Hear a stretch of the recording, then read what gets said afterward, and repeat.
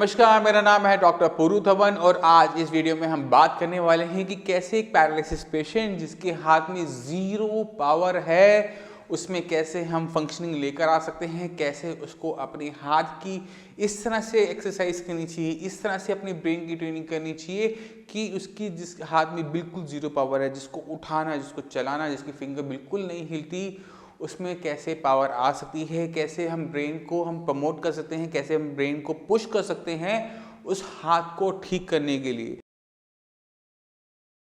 तो हमारे हाथ में 3 जॉइंट है, शोल्डर, एल्बो, रिस्ट और आपकी फिंगर्स। इन सभी का हम ध्यान देंगे और कैसे इनको करना है वैसे देखिएगा। आपने क्या करना है, पेशेंट के शोल्डर पे हाथ रखना है, क्योंकि पेशेंट के साथ क्या दिक्कत देखी जाती है कि उसका शोल्डर लटक जाता है, नीचे की तरफ होता है। तो हम शोल्डर को ज़्यादा डिसलोकेट ना करें, इसका ध्यान रखते हुए हमें बहुत सिंपल एक्सरसाइज करनी होती है। आपने पेशेंट का हाथ लेना है और कोहनी को हाथ लगाकर हल्का हल्का सा एब्डक्शन करना है। ये इतना करना है कि ये 90 लेवल से सीध में आ जाए, इससे ऊपर पेशेंट का हाथ नहीं लेके जाना। आपने पेशेंट के हाथ को बस इतने ही लेवल तक लेकर रखना है और बहुत आराम से करना है।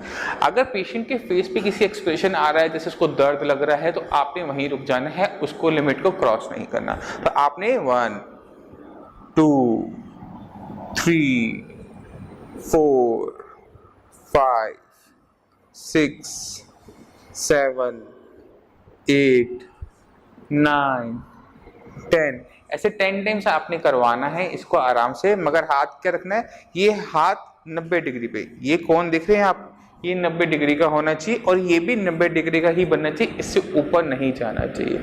थोड़ा सा सपोर्ट आप कंधे पे जरूर रखना चाहिए, थोड़ा सा आप हाथ रखेंगे तो पेशेंट को आराम मिलता है। दूसरी एक्सरसाइज में हम शोल्डर को आगे की तरफ लेके जाएंगे। 1 2 3 4 5 6 7 8 9 10। ध्यान क्या रखना है, इसमें भी हाथ को जरूर से ज्यादा ऊपर इस तरह से नहीं लेके जाना, क्योंकि इस तरह से आप लेके जाएंगे तो पेशेंट को तकलीफ हो सकती है। पेशेंट का कंधा वैसे ही काफी वीक हो चुका होता है, रोटेटर कफ मसल्स जो होती है वो वर्क नहीं कर रही होती, तो दिक्कत क्या होती है कि शोल्डर आपको वैसे भी डाउन लग रहा होता है। तो इससे पहले वो डिसलोकेट हो तो ऐसे ही आपने कोई एक्सरसाइज पेशेंट के साथ नहीं करनी, शोल्डर का ध्यान रखना है। इसके बाद शोल्डर के बाद हम चलते हैं एल्बो। एल्बो की अगर आप देखें आपकी कोहनी है तो कितना खुलती है, इस तरह से खुलती है, यही इसकी मैक्सिमम रेंज है, इसके बियॉन्ड नहीं जाती। तो पेशेंट का आपने हाथ रखना है, कोहनी पे आपने हाथ रखा, 1 2 3 4 5 6 7 8 9 10। इस प्रकार से आपने पेशेंट की एल्बो को फुल रेंज तक खोला। उसकी वजह से इसकी यहाँ की जो मसल्स हैं वो सिग्नल भेजेंगी ब्रेन को कि इस मूवमेंट करने के लिए ब्रेन की इस हिस्से को एक्टिवेट करना पड़ेगा, यहाँ से सिग्नल भेजना पड़ेगा। उसके लिए आपको क्या करना है, रिपीटिशन करनी है, एक ही काम को बार बार करना है, जिससे आपका ब्रेन उस चीज को सीख सके। क्योंकि हम जो मेडिसिन दे रहे हैं वो ब्रेन को डेवलप कर रही है, वो ब्रेन में जाके काम करती है, उसका हाथ पैर से कोई लेना देना नहीं है। तो उसको सिखाने के लिए तो आपको करनी पड़ेगी रिपीटिशन, एक ही काम को बार बार करना। इसके बाद जो मूवमेंट होती है वो थोड़ी सी होती है रोटेशन वाली। आपने आर्म को रोटेट करना है, अंदर बाहर 10 बार आप इसको इस तरह से रोटेट करेंगे। इसके बाद चलते हैं हम रिस्ट। अब पेशेंट की जो रिस्ट है उसके लिए आपने क्या करना है, आपने फिंगर्स डाली और इसको पीछे की तरफ। अब आप अपना हाथ देखिए तो आपकी हाथ की रिस्ट की क्या मूवमेंट होती है, यही ऊपर नीचे, ठीक है। आप लेफ्ट राइट तो कर नहीं सकते ज्यादा, तो आपने क्या करना है, नीचे ऊपर नीचे ऊपर नीचे ऊपर 10 टाइम्स। 1 2 3 4 5 6 7 8 9 10। इससे आपकी रिस्ट की हो गई। अब आती है फिंगर। पेशेंट के हाथ में बिल्कुल पावर ना हो, फिंगर्स में बिल्कुल ताकत ना हो चलने की, क्योंकि क्या देखा जाता है, पेशेंट की फिंगर्स जो है वो बंद तो हो जाती है मगर खुल नहीं पाती। तो आपने क्या करना है, पेशेंट की फिंगर्स को फुल रेंज देनी है, पूरी तरह से कोशिश करिए कि इसकी फिंगर्स को पूरी मिले अगर पेशेंट की फिंगर्स बहुत ज़्यादा टाइट है तो थोड़ा टाइम लगता है। उसमें आपने क्या करना है, जो हम आपको ऑयल देते हैं न्यूरोएम, आपने इसका यूज़ करना है, पूरे हाथ की अच्छे से एक्सरसाइज कर मालिश करनी है। मालिश करने से यहाँ की जो मांसपेशी है वो नरम पड़ जाएगी। उसके बाद आपने एक्सरसाइज का शुरू करना है। तो आप फिंगर की रोटेशन भी करवा सकते हैं। आपने फिंगरली इसको आपने गोल गोल रोटेट करवाया, क्योंकि ये फिंगर की रेंज है, ये फिंगर इतना काम करती है। नॉर्मली हम इसको गोल गोल तो नहीं घुमाते, बट फिर भी ये इसकी रेंज है, ये घूम सकती है। उसका फिंगर खोलना, पूरा बंद करना, इस तरह से आप सिंगल सिंगल भी कर सकते हैं और चाहें तो सारी फिंगर्स को एक साथ भी करवा सकते हैं। डिपेंड करता है कि पेशेंट की कंडीशन क्या है। इसके बाद हम यूज करते हैं स्माइली बॉल का। ये स्माइली बॉल आपको इजीली किसी भी स्पोर्ट्स की शॉप पे मिल जाती है, 20 रुपए के आसपास आती है। इसका फायदा क्या होता है कि पेशेंट की फिंगर्स जो बंद हो जाती, खुलती नहीं, खोलने के लिए स्माइली बॉल अपना प्रेशर लगाती है। आपने पेशेंट की अगर हाथ में थोड़ी सी फिंगर की मूवमेंट है तो आपने पेशेंट के हाथ में देना है और पेशेंट को बोलना है कि इसे मैक्सिमम पूरी ताकत से दबाने की कोशिश करे। आराम से दबाइए, पूरी ताकत से दबाने की कोशिश करें। दबाने के बाद जैसे वो प्रेशर को रिलीज करेंगे, बॉल की वजह से उनकी उंगलियां खुल जाएंगी। खुलने के बाद फिर वो दोबारा से दम लगाने लायक हो जाते हैं। इस प्रकार से आपने पेशेंट की फिंगर एक्सरसाइज करवानी है।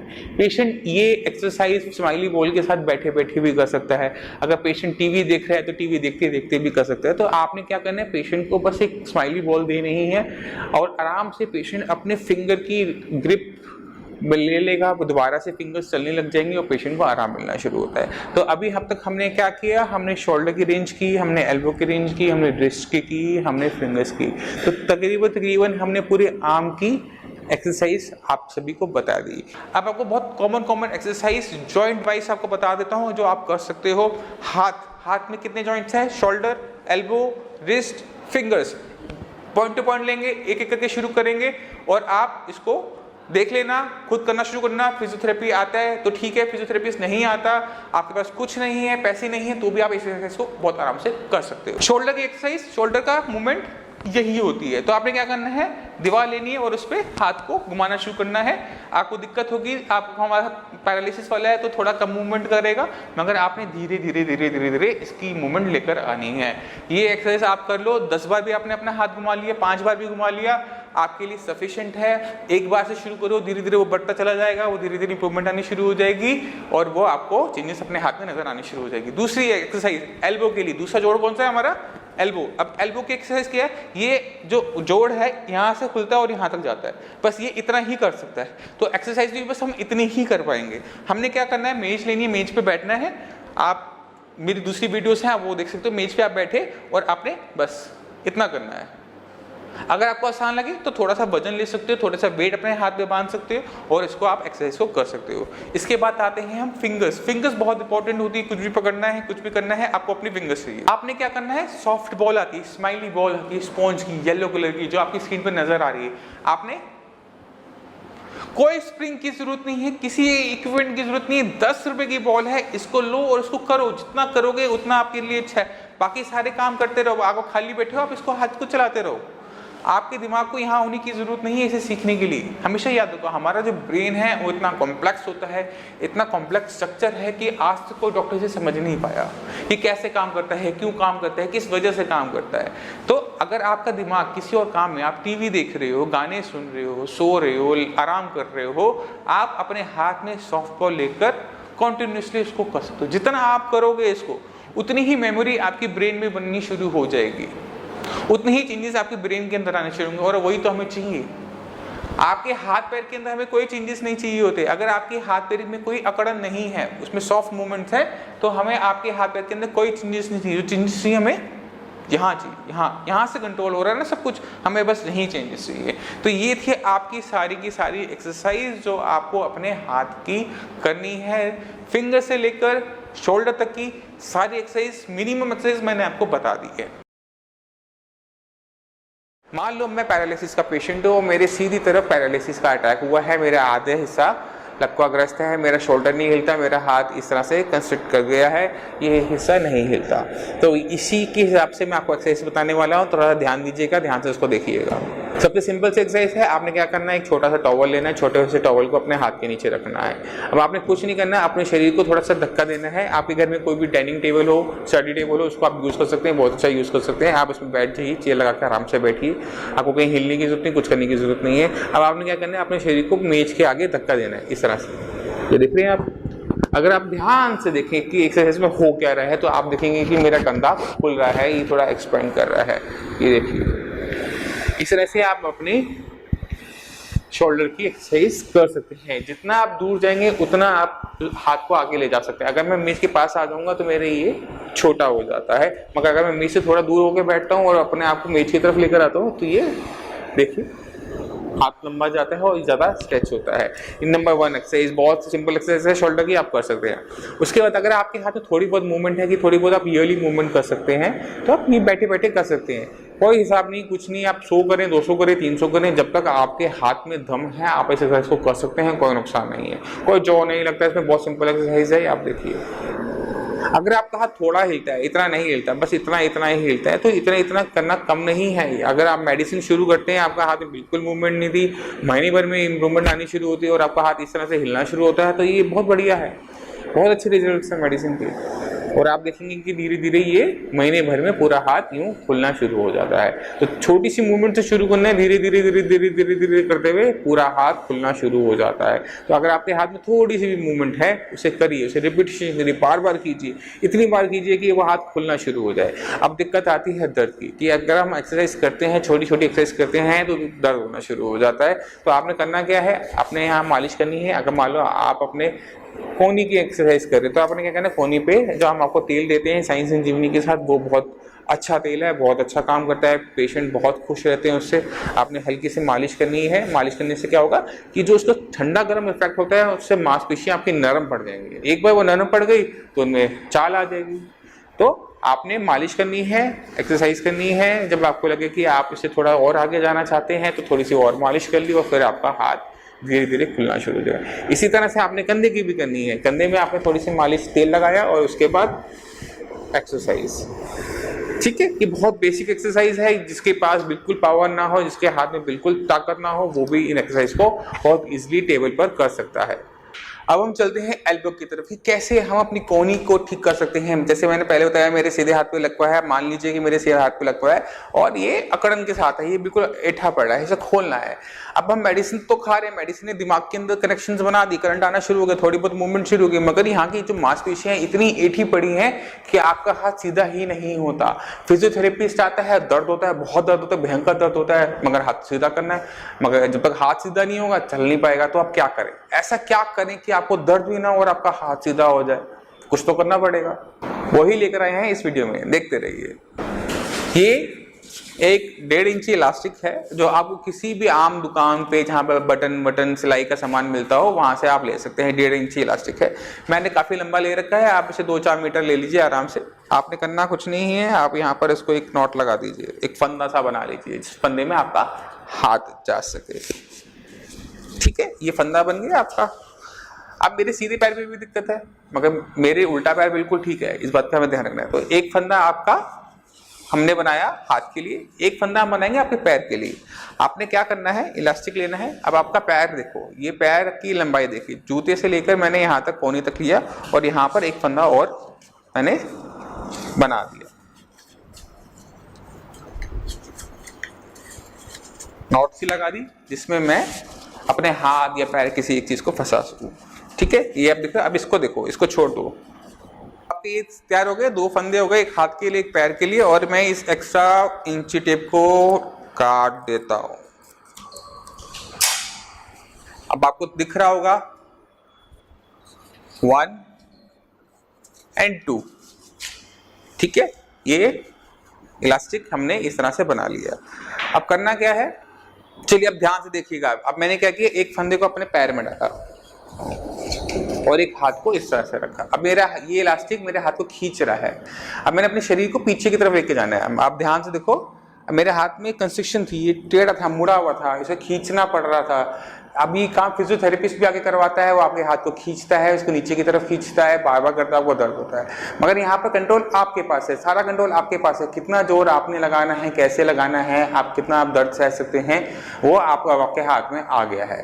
तो अब मैंने क्या किया, पैर में एक फंदा फंसाया, दूसरा फंदा अपने हाथ में फंसाया, अब मैं रिलैक्स, इसमें अब कोई खिंचावट नहीं है। मगर अगर मैं शरीर को पीछे पीछे लेके जाता हूं तो मेरा हाथ यहीं रह जाएगा और मेरा शरीर पीछे की तरफ जाएगा। और ये वाला जोर ध्यान से देखने की कोशिश करो, ये मेरी जो कोहनी है खुलनी शुरू हो गई, मगर मुझे अब दर्द भी हो रहा है। अब दर्द का इलाज क्या है, तो हम जो साइंस संजीवनी में तेल देते हैं, ये न्यूरो एम कर ऑयल आता है। आप जब मेडिसिन मंगवाएंगे साइंस संजीवनी में, जो ब्रेन में काम करती है वो अलग से है। ये जो ऑयल है ये स्पेशली बनाया गया है आपके दर्द के लिए। अगर आपकी मांसपेशी में जरा से भी ऐंठन है, आपको हाथ उठाने में दिक्कत होती है, तो इस ऑयल का आप यूज कर सकते हैं अपनी छोटी छोटी एक्सरसाइज के अंदर। अब आपने करना कुछ नहीं होता, जैसे इस एक्सरसाइज में मुझे मेरी कोहनी की मैं एक्सरसाइज कर रहा हूँ और मेरे हाथ खोलने की कोशिश कर रहा हूँ कि मेरी कोहनी सीधी हो जाए, पूरी खुल जाए, मगर मेरे को यहाँ दर्द हो रहा है, तो मैं कुछ नहीं करूंगा। थोड़ा सा ऑयल मैंने लिया, किसी से आप लगवा भी सकते हैं, किसी को बोलिए कि आप लगा लीजिए। उसके बाद आपने इसको अपनी कोहनी पे पूरी तरह से मल लिया। अब आप इसे टेंशन बना के रखिए, थोड़ा थोड़ा इसको मालिश करते रहिए और अपने शरीर को पीछे की तरफ खींचते रहिए। जैसे जैसे ये तेल ठंडा गर्म आपको महसूस होना शुरू होगा, मांसपेशी जो आपके नीचे है, जितनी भी मांसपेशियां हैं वो नरम पड़नी शुरू हो जाएगी। और आप देखेंगे कि इस रबर बैंड की वजह से, जिसने आपका हाथ को नीचे की तरफ खींच रखा है, एक दबाव बना रखा है, ऊपर से आप मांसपेशियों को लचीला करने के लिए, इसमें ताकत डालने के लिए आप ऊपर से ऑयलिंग कर रहे हैं, एक तो आपको दर्द कम होता है, और आपका हाथ खुलता चला जाता है।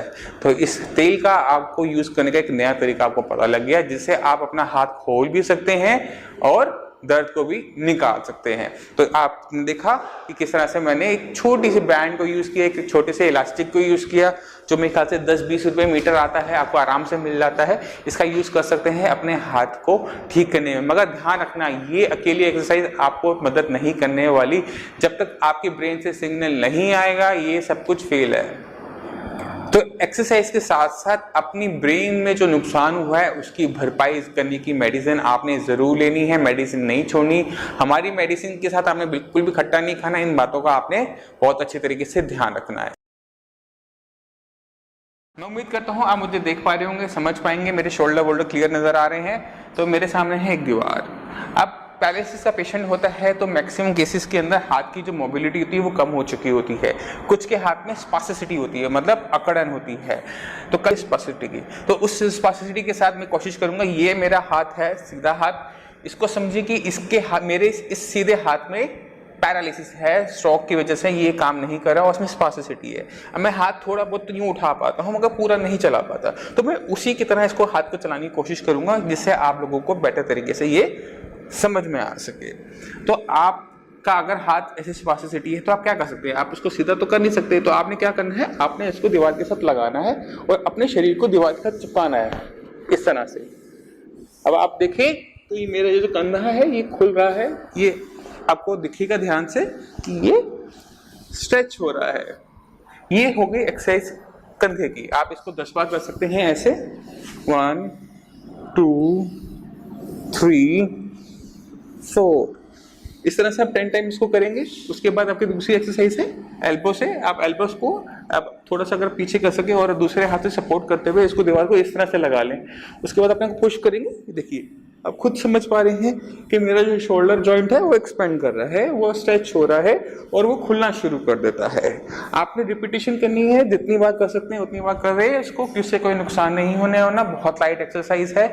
इसका फायदा ये होगा कि यहाँ पे स्ट्रेचिंग की वजह से, थोड़ा सा खिंचाव की वजह से आपकी जो स्पास्टिसिटी है उसमें आराम मिलना शुरू होगा। मगर अगर स्पास्टिसिटी ज़्यादा हो, पेन हो, तो इसका यूज़ मत कीजिए। पहले मेडिसिन खाइए, मेडिसिन खाने से आपका जो पेन वेन है वो कम हो जाएगा, आपकी जो स्पास्टिसिटी है, अकड़न है, वो कम होगी, लचीलापन आ जाएगा। तो आपको ये एक्सरसाइज बेटर तरीके से इफेक्ट करना शुरू कर देगी।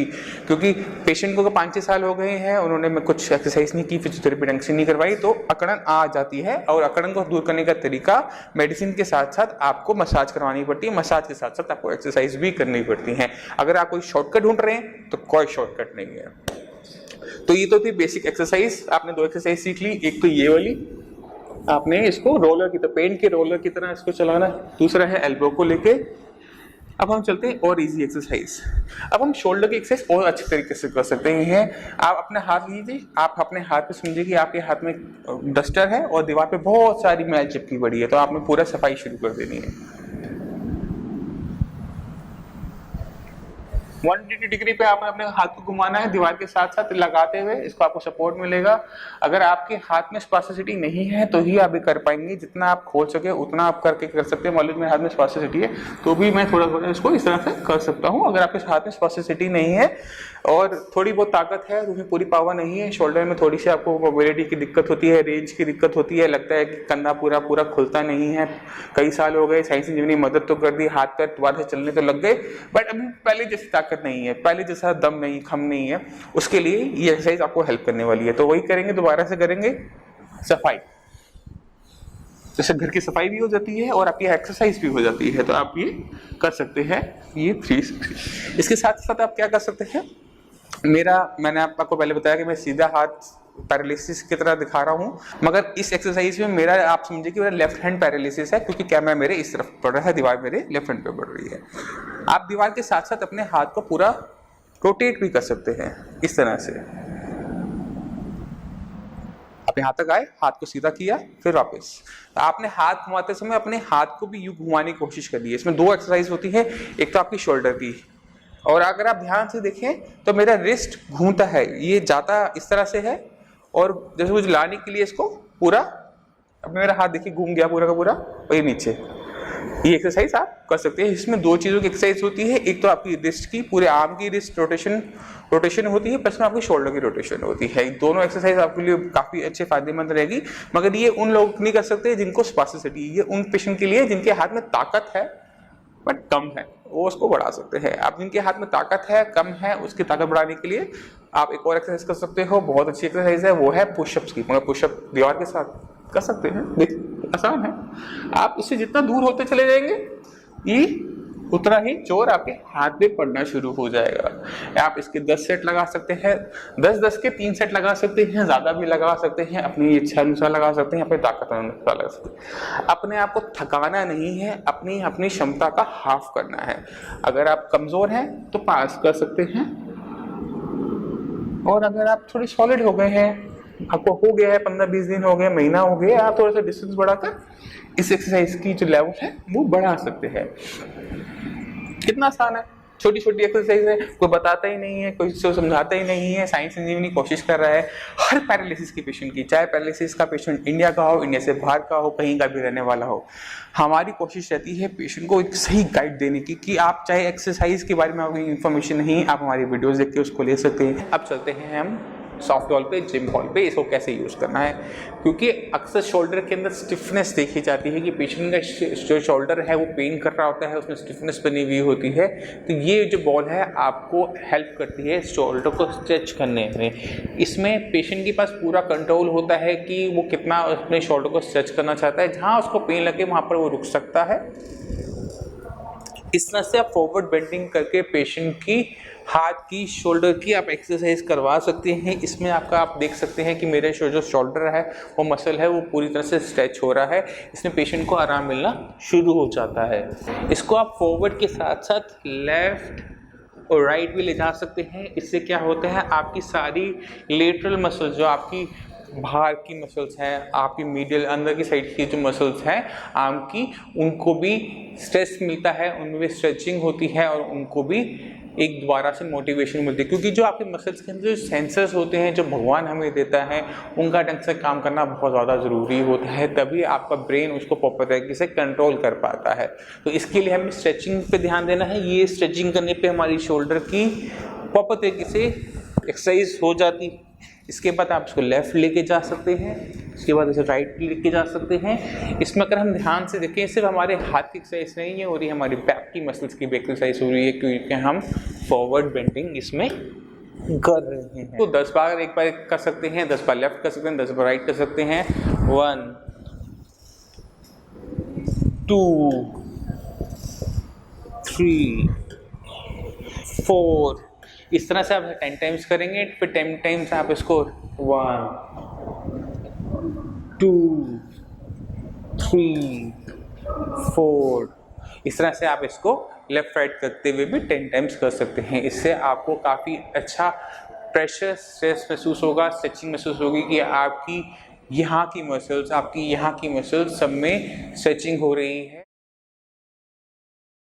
तो फिंगर्स में पावर लाने के लिए, फिंगर में दोबारा से फाइन मोटर स्किल्स लाने के लिए, वही दोबारा से ब्रेन एंड कंडक्टिव बनाने में मेडिसिन, साइंस, इंजीनियरिंग बहुत ज़्यादा अच्छा हेल्प करती हैं।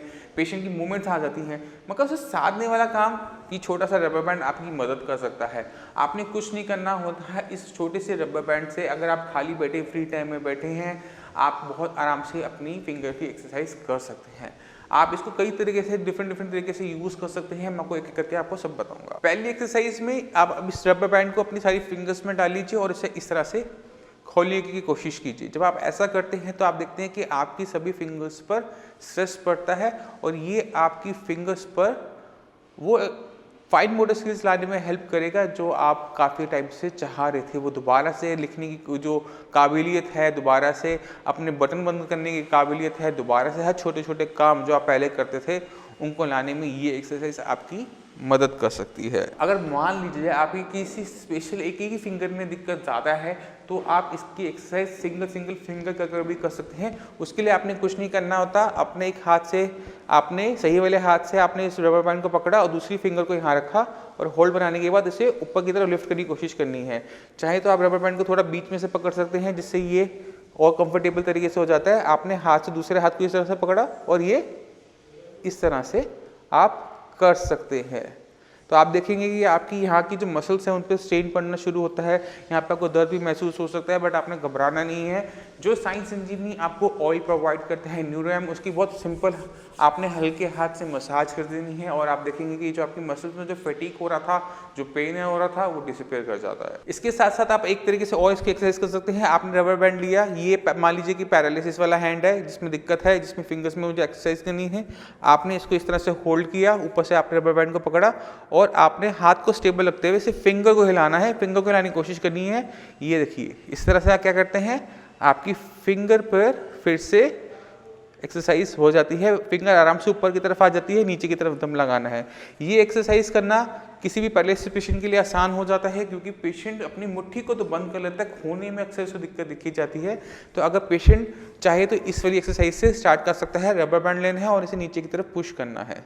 जितनी जोर से आप पुश कर सकते हैं पुश कीजिए। ऐसे आपकी सिंगल फिंगर की आराम से एक्सरसाइज हो जाती है। इसके बाद पेशेंट के अंदर एक दिक्कत और दिखी जाती है, वो है कोऑर्डिनेशन वाली, कि आप जहाँ देखते हैं वहाँ पर आप फिंगर ले जाना चाहते हैं तो आपको वो दिक्कत होती है। और अक्सर हमारे पास वो सामान नहीं होता कि बैठ के हम कोई चार्ट पे या किसी तरह से उसको हम कोऑर्डिनेशन अपना वाला एक्सरसाइज कर सकें। तो आपके हाथ में अगर आप ध्यान से देखें, आप देखेंगे कि आपके हाथ में बॉक्सेस बने हुए होते हैं। तो आपने क्या करना होता है कि इस तरह से इनको टच करने की कोशिश करना होता है। ये जितना सिंपल लग रहा है मेरे लिए शायद पैरालिसिस पेशेंट के लिए आसान नहीं होता कि अपने थंब को वहीं टच करना जहाँ पर वो चाहते हैं। अगर पेशेंट इन चीज़ों को छोटा छोटा करता है तो पेशेंट के ब्रेन में वो प्रोग्रामिंग होनी शुरू हो जाती है जहाँ वो चाहता है, जहाँ वो अपनी फिंगर को ले जाना चाहता है वो कंट्रोल आ जाए तो पेशेंट की जो फाइन मोटर स्किल्स होते हैं उसमें बहुत अच्छी इंप्रूवमेंट होती है। इस तरह से आप थंब से किए, आप बाकी छोटी फिंगर से भी इस तरह से कर सकते हैं। इससे ना सिर्फ आपकी स्ट्रेचिंग होती है बल्कि आपकी फाइन मोटर स्किल्स में भी हेल्प मिलती है। हम क्या कहते हैं साइंस इंजीनियरिंग में कि आप 10 टाइप की एक्सरसाइज ना कर एक टाइम में सिर्फ एक एक्सरसाइज करो, बट उसको इतनी शिद्दत से करो, इतनी ज़्यादा करो कि वो जो उसमें कमियां हैं आपके हाथ में कम से कम वो चीज़ पूरी हो जाए। तो इसमें हेल्प करती है ये डिवाइस। इसमें 4 चीज़ें हैं, आपने इसमें हाथ डाला, अभी आपके हाथ से गिरेगा नहीं। पेशेंट अगर ना हाथ छोड़ भी देता है तो ये आपके हाथ से निकलेगा नहीं और पूरा दिन इस सॉफ्ट बॉल पे आराम से दबा दबा के आप अपने हाथ की मसल्स की एक्सरसाइज कर सकते हो। ब्रेन को बता सकते हो कि आपको इस हाथ को इस तरह से चलाने की ज़रूरत है। जब आपने ब्रेन को ये बताते हो कि ये एक्सरसाइज करके कि मुझे ये काम पूरा दिन भर करना पड़ता है, तो ब्रेन इस काम को करने के लिए जो भी अपने अंदर चेंजेस चाहिए होते हैं वो लेकर आना शुरू करता है और पेशेंट का हाथ खुलना शुरू कर देता है, पेशेंट की फिंगर्स काम करना शुरू कर देती है।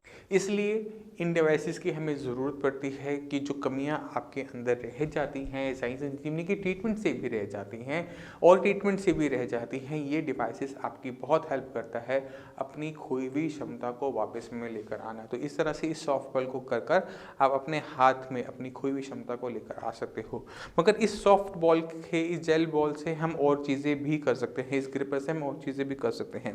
पैरालिसिस पेशेंट के अंदर हम क्या देखते हैं कि फिंगर्स टाइट रहती हैं, खुलती नहीं है, टाइट रहती हैं। तो अगर आप अपनी से फिंगर्स में फंसा लो तो ये, और दूसरी तरफ से पुल करोगे तो क्या होगा कि आपकी फिंगर्स थोड़ी सी खुल जाएगी और आप इसको बंद करने की प्रैक्टिस कर सकते हो। कुछ इस टाइप से आप दम लगाओगे तो ये फिंगर्स आपको उसमें रेजिस्टेंस महसूस होगा, खिंचाव महसूस होगा, और यही खिंचाव आपकी मसल्स को सॉलिड बनाने में हेल्प करता है। जितना आप कर सकते हो उतना आपको करना चाहिए, जितना आप कंफर्टेबल हो उसके साथ आप जितना ये करोगे उतना फ़ायदा होगा। ये जो ग्रिपर होते हैं ये हेल्प करते हैं। इसका फ़ायदा क्या होता है, इसके अंदर हम इंडिपेंडेंट फिंगर की मूवमेंट कर सकते हैं। अगर आप चाहते हो आपकी लिटिल फिंगर की एक्सरसाइज हो तो आप इस तरह से कर सकते हो। अगर आप चाहते हो आपकी रिंग फिंगर की एक्सरसाइज हो तो आप इस तरह से रिंग फिंगर को इंडिपेंडेंट तरीके से मूव कर सकते हो। अगर आप चाहते हो मिडिल फिंगर तो मिडिल फिंगर हो जाती है, और अगर आप चाहते हो इंडेक्स फिंगर तो इंडेक्स फिंगर की मूवमेंट हो जाती है, और अगर आप चाहो तो पूरे हाथ की इस तरह से फंक्शनिंग कर सकते हो। तो ये जो ग्रिपर होता है इसको आप हर टाइम अपने साथ कैरी कर सकते हो, कहीं पर भी चाहते हो हर टाइम इसको किया जा सकता है। आपके हाथ में अच्छी ग्रिप आती है क्योंकि इसमें स्प्रिंग्स लगे होते हैं, तो ये ऑटोमेटिक तरह से काफ़ी अच्छा पुश कर देता है। क्योंकि पैरालिसिस पेशेंट के अंदर क्या देखा जाता है कि हाथ बंद तो हो जाता है, खुलता नहीं, और खुलने के लिए बहुत दम लगाना पड़ता है क्योंकि इसकी जो ये स्प्रिंग्स हैं काफ़ी टाइट होते हैं, काफ़ी पावर लगती है, वापस आपका हाथ को खोल देता है और ये आपके हाथ के अंदर मूवमेंट लेकर आना शुरू कर देता है।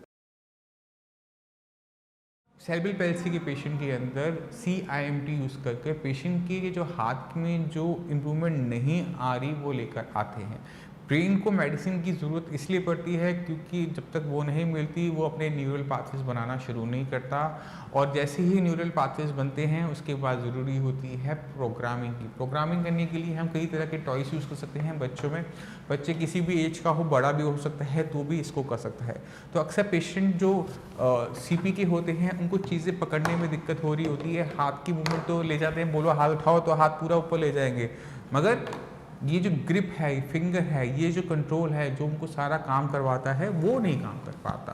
तो वो इसकी हेल्प के लिए हम ये छोटे छोटे टॉयस होते हैं इनका यूज़ कर सकते हैं। तो आपने क्या करना है, अपने बच्चे को बोलना है कि इस रिंग को पकड़े और इस टॉवर के अंदर डाले। ये हमारे लिए बहुत आसान है कि मैंने उठाया और डाल दिया, मगर एक CP के पेशेंट के लिए, एक CP वाले बच्चे के लिए ये काम बहुत चैलेंजिंग हो जाता है क्योंकि बच्चे के हाथ में ग्रिप नहीं होती। मगर ये जो रिंग्स हैं ये बहुत बड़ी होती हैं, बहुत इजीली ग्रिपेबल होती हैं, तो बच्चा इसको जैसे जैसे टेढ़ा मेढ़ा हाथ पकड़कर इसको ले जाएगा। अगर आप ध्यान से देखें कि इसके अंदर ब्रेन ने क्या किया, ब्रेन ने इसको इवैल्यूएट किया कि इसका साइज़ क्या है, इसको कहाँ से पकड़ना आसान है, इसको पकड़ने के बाद इसको उठा के आई एंड हैंड की कोऑर्डिनेशन, मेरी आई मैं जो देख रहा हूँ और मेरे हाथ की कोऑर्डिनेशन, ये नहीं हो रहा कि मैं इसको इधर डाल रहा हूँ या इधर डाल रहा हूँ, मैं इसको टॉवर के अंदर डाल रहा हूँ। तो इसके लिए लगती है आपकी आई एंड हैंड की कोऑर्डिनेशन, वो आपकी ब्रेन को एक तरह से टॉर्चर करती है कि आपके पास इसके अलावा कोई ऑप्शन नहीं है। जैसे जैसे आप इसमें रिंग्स डालते चले जाते हैं, रिंग्स छोटे होते चले जाते हैं, ग्रिप मुश्किल होती चली जाती है, और पेशेंट के लिए वो चैलेंज जो होता है वो बढ़ता चला जाता है। और इसका रिजल्ट क्या होता है कि पेशेंट के जो ब्रेन के अंदर जो न्यूरल पाथवेज चाहिए, जो उसकी फिंगर्स को, उसकी रिस्ट को कंट्रोल करे, अच्छी तरीके से मूव करे, वो बनने शुरू हो जाते हैं। और यही एक्सरसाइज हम पैरालिसिस के पेशेंट्स के अंदर भी करवाते हैं जिनके अंदर जो हाथ की जो मूवमेंट्स है वो नहीं हो पाती। तो क्योंकि दोनों का ट्रीटमेंट तकरीबन सेम चलता है, तो इसको आपको समझना बहुत आसान है कि क्यों हमें CP के पेशेंट्स के लिए ये एक्सरसाइज हेल्प करती है, क्योंकि ये आप बच्चे के ब्रेन के अंदर वो न्यूरल पाथवेज बनाती हैं जो उनके हाथ की, फिंगर की, रिस्ट की जो मूवमेंट को बेटर तरीके से कंट्रोल करते हैं। और माना बच्चे को थोड़ा सा टॉर्चर होता है, बच्चे को कास्ट भी करवाना पड़ता है या स्लिंग से बांधना पड़ता है, ज़्यादातर केसेस के अंदर हम कास्ट करवा देते हैं क्योंकि बच्चों को स्लिंग आप डालोगे वो झट से 2 सेकंड में निकाल लेंगे, वो नहीं हो पाता है। मगर कास्ट करवाने से वो कुछ टाइम 15-20 दिन, महीना भर वो बहुत अच्छी तरीके से थेरेपी करवा लेते हैं। और थेरेपी का रिजल्ट क्या होता है कि बच्चे के अंदर जो चेंजेस होते हैं वो बहुत अच्छे देखने को मिलते हैं। ये जो एक्सरसाइजेज हैं ये उन पेशेंट पर काम करती हैं जिनके हाथ में मूवमेंट हो, कम हो, कमज़ोर हो, उनके लिए है। जिनके अंदर बिल्कुल मूवमेंट नहीं है, बिल्कुल ताकत नहीं है, उनके लिए ये एक्सरसाइज कामयाब नहीं है। उनको चाहिए होता है पहले उस पोजीशन तक पहुंचना जहां पर उनके हाथ में मूवमेंट आ सके, हाथ को पूरा उठा सके, हाथ को चला सके, फिंगर में थोड़ी बहुत मूवमेंट हो, कुछ चीज़ें पकड़ना शुरू कर दे, ढंग से ना पकड़ पाएँ, उसको सही तरीके से चला ना पाएँ, वो that's a different thing. But उस पोजीशन तक पहुँचने के लिए आपको हेल्प करती है साइंस संजीवनी। साइंस संजीवनी डॉक्टर्स आपकी सेवा में हमेशा बैठे हुए हैं। आप उनको फ़ोन कर अपने बच्चे की जो रिपोर्ट्स हैं आप उनसे शेयर कर सकते हैं, उनकी वीडियो शेयर कर सकते हैं, फिर वो आपको अकॉर्डिंगली आपका ट्रीटमेंट बताएंगे। इसमें हम एक चीज़ और कर सकते हैं, ये तो बहुत बेसिक था, बहुत आराम से बच्चे कर लेते हैं। कुछ बच्चों को दिक्कत होती है बट वो बहुत जल्दी से ओवरकम भी कर लेते हैं, करना सीख जाते हैं। इसके बाद हमारे पास एक चीज़ और होती है, ये छोटे छोटे ब्लॉक्स होते हैं, बच्चों को बहुत कलरफुल पसंद भी आते हैं। तो अगर आप इस टूल को देखें तो इसके अंदर आपके मोल्ड्स नज़र आते हैं, ऐसे चीज़ें नज़र आती हैं जहाँ पर आप पर्टिकुलर डाल सकते हैं। ये सर्कुलर कलर का एक ब्लॉक है तो ये इसी मोल्ड में जाएगा, ये इस ट्रायंगल में नहीं जा सकता। तो जब हम बच्चों को बोलते हैं कि आप इसको पिक करो, तो क्योंकि ये साइज़ में छोटा है, रिंग बहुत बड़ी थी, ये बहुत छोटा है, तो यहाँ पर उनका जो चैलेंज है किसी चीज़ को पिक करना, पिक कर आई एंड हैंड कोऑर्डिनेशन से पर्टिकुलर पोजीशन में डालना और शेप को रिकॉग्नाइज करते हुए ये सारे काम करना, ये जो चीज़ें हैं ये पेशेंट को बहुत ज़्यादा हेल्प करती है। सीपी के बच्चे के लिए बहुत ज़्यादा हेल्प करती है कि वो इस चीज़ को समझें कि ये चीज़ पहले सर्कुलर है, फर्स्ट से सर्कुलर चीज़ को समझते हुए सर्कुलर मोल्ड को एवेल्यूएट करना यहाँ पर कि यहाँ पर भी एक सर्कुलर है, ये इसी के अंदर जाएगा। उसके बाद अपने हाथ की इतनी मूवमेंट्स को लेकर आना कि वो इस छोटी सी आइटम को पकड़ सके, होल्ड कर सके, फिर लिफ्ट करते हुए आई एंड हैंड की कोऑर्डिनेशन से इसको डालें। जब बच्चे ने ऐसा किया तो क्या किया कि ब्रेन को उसने ग्रिप करने के बाद आई एंड हैंड की कोऑर्डिनेशन को करना सिखाया। जब बच्चा से बाबा प्रैक्टिस करता है तो रिजल्ट क्या होता है कि बच्चे के ब्रेन के अंदर जो ऑक्सीजन ना मिलने की वजह से, ब्लड ना मिलने की वजह से जो नुकसान हुआ था उसकी भरपाई होनी शुरू होती है। जो मोमेंट लॉस हुई थी, जो उसकी हाथ में जो कमी रह गई है वो आनी शुरू हो जाती है। इस प्रोग्रामिंग को समझने के लिए, इसको करवाने के लिए मैं आज आपको कुछ टॉयज़ दिखाने वाला हूँ जो एक पैरालिसिस के पेशेंट, जैसे ग्रिप के अंदर दिक्कत हो रही हो, फिंगर में दिक्कत आती हो, चीज़ों को पकड़ने में दिक्कत आती हो, अपनी शर्ट के बटन बंद करने में दिक्कत आती हो, कंघी करने में दिक्कत आती हो, वो कैसे अपने हाथ के अंदर वो मूवमेंट लेकर आ सकते हैं जिससे वो अपने छोटे बड़े सारे काम करने लायक बन जाए। तो शुरुआत करते हैं हम। ये आप देख सकते हैं, ये एक बहुत कॉमन टॉय है, आपने कई बार देखा होगा, अपने बच्चों को भी खिलाया होगा। ये एक पैरालिसिस पेशेंट के अंदर बहुत अच्छी हेल्प कर सकता है। इसको समझने के लिए आप इस तरह से समझें कि मैं एक पैरालिसिस का पेशेंट हूँ और मेरा राइट साइड पैरालाइज्ड है और लेफ्ट साइड मेरा ओके है। तो अक्सर पैरालिसिस का पेशेंट क्या करता है कि अपने सारे काम वो शुरू कर देते हैं अपने सही हाथ से, लेफ्ट हैंड से। अब आप से कुछ कहोगे तो वो क्या करेगा, लेफ्ट से उठा के ऐसे डाल देना शुरू कर देंगे और अपने राइट हैंड को यूज़ नहीं करते। मगर हमने उनका राइट हैंड ही चलाना होता है। इस प्रोसेस के अंदर हम क्या यूज़ करते हैं, CIMT, constant induce movement therapy. इस मूवमेंट थेरेपी का जो मेन मकसद क्या होता है कि आपके दिमाग के अंदर ऐसी रिक्वायरमेंट तैयार करना जहाँ पर आपके दिमाग के पास सिर्फ एक ही ऑप्शन हो और वो होता है आपके पैरालिसिस हैंड को एक्टिवेट करने का। वहाँ पर जो पाथवेज हैं वो और तेज़ी से बनने शुरू हो जाए और जो पाथवेज हैं वो आपकी जो मूवमेंट्स हैं उनको और बेटर तरीके से कंट्रोल करे। तो ये प्रोग्रामिंग होती है आपकी पैरालिसिस हैंड की। इसको आप समझिए कि हमने आपके दिमाग को टॉर्चर किया, इस तरह मजबूर किया कि उसने आपके हाथ में जो डेफिशिएंसी थी, जो कमियां थी, उसको पूरा करना शुरू किया। इसके लिए हमें एक बहुत चीज़ इंपॉर्टेंट करनी पड़ती है, वो होती है कि आपका जो सही हाथ होता है जिसमें फंक्शनिंग बिल्कुल ओके होती है उसे बंद करना पड़ता है, क्योंकि वो कभी भी आपके दूसरे हाथ को ठीक नहीं होने देता, कमज़ोर हाथ को दोबारा से ताकतवर नहीं होने देता। तो हमने क्या करना है कि अपने सही हाथ को आपने टाई कर देना है, स्लिंग से बांध देना है और इससे कोई काम नहीं करना। और पेशेंट को बोलना है कि अपने जितने भी काम हैं, सुबह से लेकर शाम तक जितने भी काम हैं, सुबह उठना, ब्रश करना, कंघी करना, साबुन लगाना, नहाना धोना, सारे अपने पैरालिसिस वाले हाथ से करने की कोशिश करें। पेशेंट को बहुत दिक्कत होने वाली है और पेशेंट इससे बहुत परेशान होने वाला है, मगर ये पेशेंट अगर कर लेता है, हमारी बात को मान लेता है, तो उसके चेंजेस बहुत अच्छे देखने को मिलते हैं। मगर यहाँ तक लाने के लिए पेशेंट को कभी कभार हमें बहुत ज़्यादा अच्छी एक्सरसाइज करवानी पड़ती है। ये एक्सरसाइज उनमें से एक है। तो मान लीजिए कि मेरा राइट हैंड में जो है पैरालिसिस है और लेफ्ट हैंड ओके है, मैंने अपना लेफ्ट हैंड को यहाँ पे स्लिंग से बांध लिया और अब क्या करना है, पेशेंट का पैरालिसिस वाला हाथ है तो उसको दिक्कत होती है, उसका हाथ कभी भी सही नहीं जा पाता, फिंगर ढंग से नहीं चल पाती, उसको बहुत अजीब तरीके से पकड़ेंगे और लाएंगे। अब अगर आप यहाँ ध्यान से देखिए कि क्या कर रहा है पेशेंट जब अपने रिंग को उठाता है और इस रॉड के अंदर लाने की कोशिश करता है, इस टॉवर के अंदर लाने की कोशिश करता है, तो उसके ब्रेन को हैंड और आई की कोऑर्डिनेशन सीखना शुरू कर देता है। उसको समझ में आता है कि वो हाथ कहाँ लेके जा रहा है, कितना उठा रहा है, कितने जोर से उठा रहा है, कैसे उसकी फिंगर्स मूव कर रही हैं, तो वो सब कुछ सीखना शुरू करता है। ये यहाँ पर शुरू करती है रिक्वायरमेंट। अब पेशेंट ने इसको टेढ़ा पकड़ा, उल्टा सीधा पकड़ा, तो ब्रेन इसे इवैल्यूएट कर लेता है और सबकॉन्शियसली उस पर वर्क करना शुरू कर देता है कि कैसे अगली बार जब मैं इसको उठाऊं तो कैसे मेरी जो पकड़ है वो पहले से बेटर हो। पहले हो सकता है वो अपने पाम और फिंगर्स के बीच में ऐसे पकड़े, फिर हो सकता है कि वो अपने थंब का यूज़ करना शुरू करे, क्योंकि ये जो पकड़ है वो पहले से बेटर होती है और वो धीरे धीरे इसमें इम्प्रूवमेंट आनी शुरू होती है। तो ये जो एक्सरसाइज है ये पेशेंट को आपको करवानी चाहिए, पेशेंट को बोलना चाहिए कि आप इसको दिन में कई बार करें, चीज़ों को पकड़ें और इसमें डालने की कोशिश करें। इससे आई एंड आपकी हैंड की जो कोऑर्डिनेशन है वो इम्प्रूव होती है, ब्रेन के अंदर जो पाथवेज हैं वो बेटर तरीके से बनने शुरू होते हैं, आपके दिमाग के अंदर जो रुकी हुई हीलिंग है उसकी प्रोग्रामिंग होनी शुरू हो जाती है और चेंजेस आपको नज़र आने शुरू हो जाते हैं। ये बहुत सिंपल सी एक्सरसाइज है, देखने में बहुत बचकाना लगता है कि आप छोटे बच्चों के खिलौनों से खेल रहे हैं, मगर अगर पेशेंट अगर पैरालिसिस का है और वो ठीक होना चाहता है तो वो ठीक होने के लिए कुछ भी करने को तैयार होता है, वो अपने अंदर चेंजेस लाने के लिए कुछ भी तैयार होता है।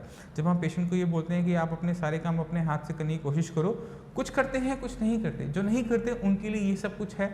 आप इसको जैसे मर्जी समझिए, अगर आप इसको जितना आप इसको करेंगे उतना ही अच्छी आपकी इम्प्रूवमेंट होगी। इसके बाद कुछ और टूल्स होते हैं हमारे पास, उनमें से ये एक है। पेशेंट को आप स्टार्ट हमेशा ऐसी मोटी बड़ी चीज़ों से करवाएं जिनको होल्ड करना आसान होता है। इसके बाद जब जैसे जैसे पेशेंट के अंदर इम्प्रूवमेंट आती है तो पेशेंट को छोटे सामान पकड़ने के लिए भी हमें थोड़ा सा पुश करना पड़ता है, क्योंकि इसको पकड़ना आसान है मगर इस चीज़ को उठाना उतना ही मुश्किल है, क्योंकि ये छोटा है साइज़ में। यहाँ पर आपकी जो काबिलियत है उसको और बढ़ाया जा सकता है। तो पेशेंट जब इसे पकड़ने की कोशिश करेगा तो उसकी फिंगर्स उसमें ज़्यादा लगती हैं, क्योंकि छोटा होने की वजह से।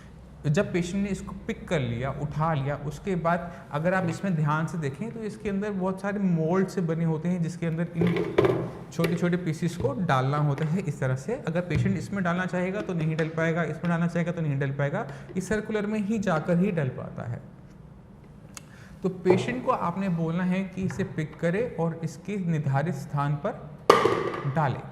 जब पेशेंट ऐसा करता है तो पेशेंट के ब्रेन के अंदर फिर से वही चेंजेस आने शुरू होते हैं, मगर यहाँ पर चीज़ें छोटी होने की वजह से ये थोड़ा सा कॉम्प्लेक्स हो जाता है, थोड़ा सा ये पेशेंट पे और एक्स्ट्रा ब्रेन पे इफेक्ट करना शुरू करता है और पेशेंट छोटी छोटी चीज़ों को पकड़ने लायक बनना शुरू हो जाता है। क्योंकि जब तक वो छोटी चीज़ें नहीं पकड़ता तब तक वो स्पून नहीं पकड़ सकता, तब तक वो कॉम नहीं पकड़ सकता। ये सब चीज़ों को पकड़ने के लिए पेशेंट के लिए थोड़ी छोटी चीज़ें हेल्प करती हैं। इससे छोटे ब्लॉक्स मिल जाएं आपको, इससे छोटा सामान मिल जाए जो आप यूज़ कर सकते हैं, तो आप उसका भी यूज़ कर पेशेंट के अंदर रुकी हुई इम्प्रूवमेंट को वापस लेकर आ सकते हैं। तो ये आपने पेशेंट्स को करवाना है। पेशेंट को बोलिए कि आप इन तरह की जो टूल्स हैं, एक्सरसाइजेज हैं, ये आप कर सकते हैं। इससे पेशेंट के हाथ में इम्प्रूवमेंट आनी शुरू हो जाएगी। पेशेंट के अंदर, ब्रेन के अंदर जो मेडिसिन हम दे रहे हैं उसकी एफिकेसी कई गुना बढ़ जाती है। मैं उम्मीद करता हूँ ये वीडियो हर एक पैरालिसिस पेशेंट को बहुत ज़्यादा हेल्प करने वाली है